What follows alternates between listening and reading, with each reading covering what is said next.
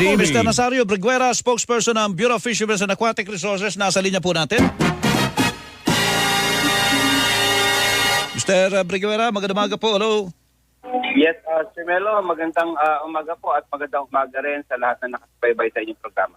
Malaki ang pakinabang natin sa West Philippine Sea, kaya lang may nangyari na naman na hindi inaasahan at mas matindi, mas malala ito.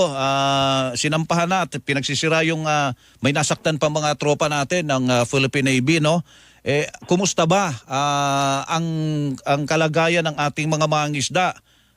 Makakapunta ba sila ng matiwasay doon sa West Philippine Sea kung saan sila nangingisda, doon sa may Ayungin Shoal, at para masapatan naman itong ating supply ng isda dito sa atin sa Pilipinas?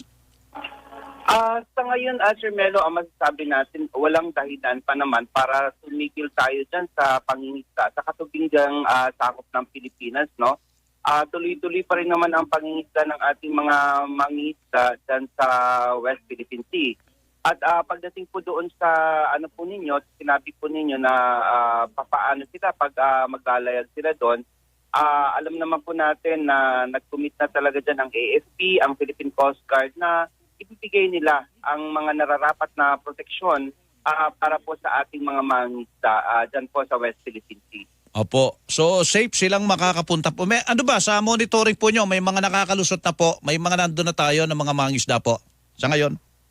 Sa ngayon, wala pa po kaming hawak na informasyon na nagkaroon ng insidente patungkol dito sa sinasabi ng China na pag-aaresto sa mga Pilipino dyan sa West Philippine Sea na hindi po natin kinakilala unang-una dahil ang West Philippine Sea po ay katubigang sakop ng Pilipinas bilang bahagi po ng ating exclusive economic zone.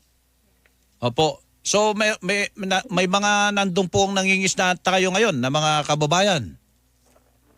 Yes, sa ngayon nakakapangisda pa rin naman sila, particularly dyan sa Scarborough.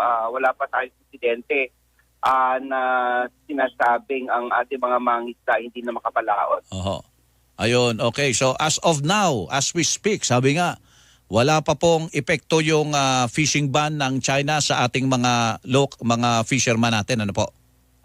Wala pa pong epekto at nakikita po natin ito na hindi dapat makaapekto dahil ito po'y illegal na pagtiktara sa fishing ban dahil ang katubigang West Philippine Sea po ay sakop ng Pilipinas. Opo, hindi tayo magkukulang ng isda, Mr. Briguera.